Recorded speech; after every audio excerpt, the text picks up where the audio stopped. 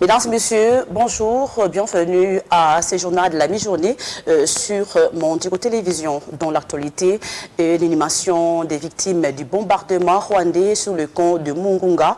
Ce mercredi 15 mai 2024, une délégation composée de quelques membres du gouvernement et des députés nationaux du Nord Kivu ont fait le déplacement de Goma pour assister à cette triste cérémonie. Ces bombes qui avaient visé les camps de déplacés de Mungunga et du lac Vert ont tué plus de 18 personnes et en ont blessé 32 autres, selon les Nations Unies. Pour Albert Fabrice Puela, ministre des Droits humains, le Rwanda doit répondre de ces crimes de guerre. Écoutons-le à travers ses propos recueillis.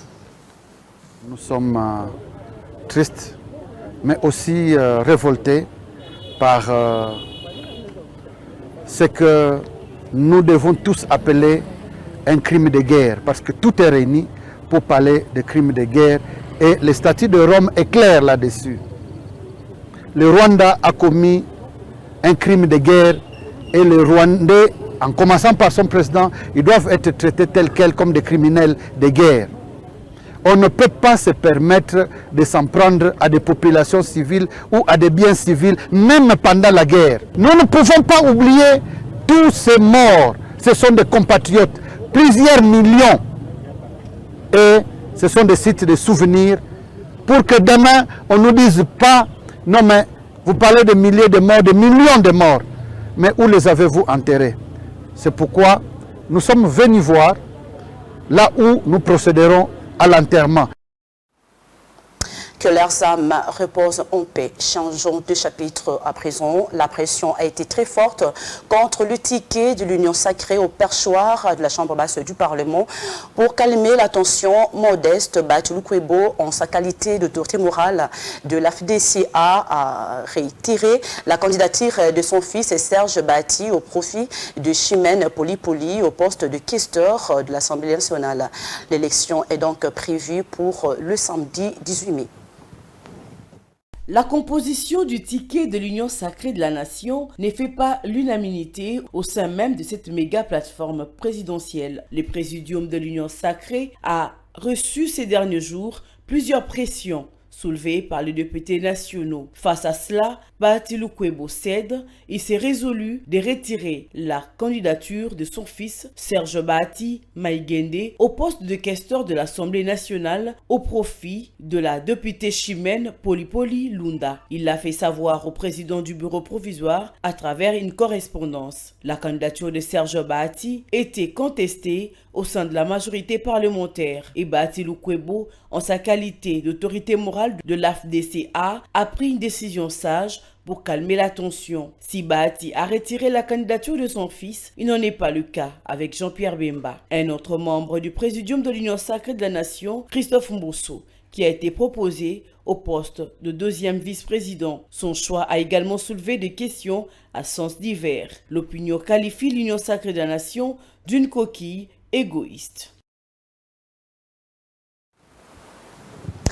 Manifestation le mardi 14 mai 2024 devant l'hôtel du gouvernement des agents de structures standards de l'État. Ces agents E4 de la fonction publique manifestent contre le non-prise en compte de leurs primes dites spécifiques, mais surtout l'application d'un nouveau barème salarial. Regardez. Des vuvuzelas, fanfares et tambours à la main, c'est ainsi que ces agents de la fonction publique ont manifesté leur mécontentement le mardi 14 mai devant l'hôtel du gouvernement. Ils haussent le ton pour appeler le ministère du Budget à insérer leur nouveau barème salarial au troisième trimestre des dépenses publiques. Nous venons dire au gouvernement congolais que le peu de moyens qu'on nous avait donnés en 2016, aujourd'hui là ça ne nous permet pas parce que vous trouverez un chef de division que je suis, je gagne que $300. Est-ce qu'avec $300, vous pouvez faire quoi sur la ville de Kinshasa? Alors nous venons qu'il y a une grille barémique qui a été réellement signée par le ministre qui nous gère, le ministre de la fonction publique, et contre-signée par le ministre du budget. Et il avait demandé à ses services, à la direction qui est chargée de budgétisation, de prendre en compte déjà dès le deuxième trimestre de cette année, parce que c'est depuis l'année passée de prendre en compte notre dépense dès le deuxième trimestre de cette année. Malheureusement, cette dépense n'a pas été prise en compte.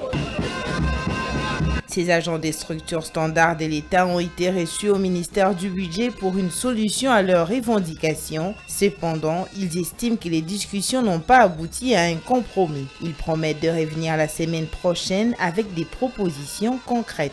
Ils nous ont proposé de présenter une note explicative et quelques scénarios par rapport à la prise en compte. Et nous sommes en train de faire ce travail et le ministre lui-même n'est pas là. Nous déposons le travail, nous allons laisser le travail. D'ici la semaine prochaine, nous revenons voir le ministre. Pour rappel, les directions standards à compétences horizontales sont des structures qui ont été mises en place dans le cadre de la réforme de l'administration publique en vue de moderniser et rajeunir les services de l'État. En dehors de nos frontières, plus précisément au Gabon, l'ancien président Ali Bongo a entamé le 14 mai 2024 une grève de la faim pour dénoncer des tortures dont plusieurs membres de sa famille seraient victimes. Regardez. Soutenu par ses deux autres fils, Jalil et Bilal Bongo, eux aussi en résidence surveillée, Bongo proteste contre les actes barbares dont serait victime sa femme Sylvia, à son fils et ses proches conseillers Noureddine. Selon les avocats de la famille Bongo, Noureddine a été soumis à des services inhumains allant des coups de fouet à des tortures, à l'électricité avec un teaser, en passant par des étranglements et des coups, des objets contondants tels qu'un marteau et un pied de biche. Sylvia aurait-elle fait l'objet de coups et de l'étranglement? Une plainte a été déposée à Paris pour obtenir la désignation d'un juge d'instruction chargé d'enquête sur ces allégations. Une première plainte simple déposée par Sylvia Bongo en septembre dernier avait déjà été classée sans suite. Ali Bongo Ondimba a perdu le pouvoir suite à un coup d'État mené par le général Brice Oligui Nguema en août 2023. Prenons le vol pour l'Afrique du Sud. Après avoir dominé la vie politique sud-africaine pendant 30 ans, le Congrès national africain ANC, parti au pouvoir, sera confronté ces mois-ci à ces élections les plus difficiles. La plupart des sondages prévoient qu'il perdra sa majorité parlementaire pour la première fois. Les détails.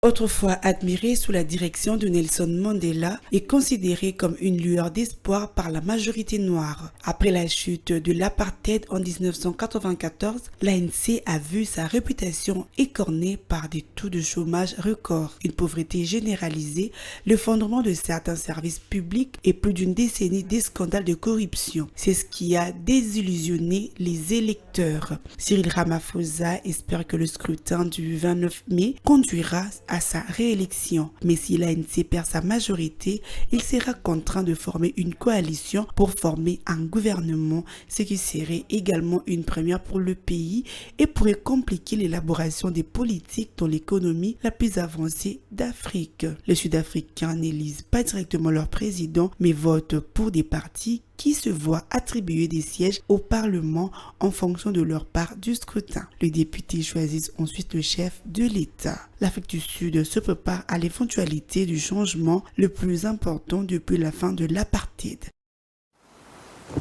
Merci d'avoir suivi ce journal. L'actualité est en continu sur Mondico Télévision. Au revoir.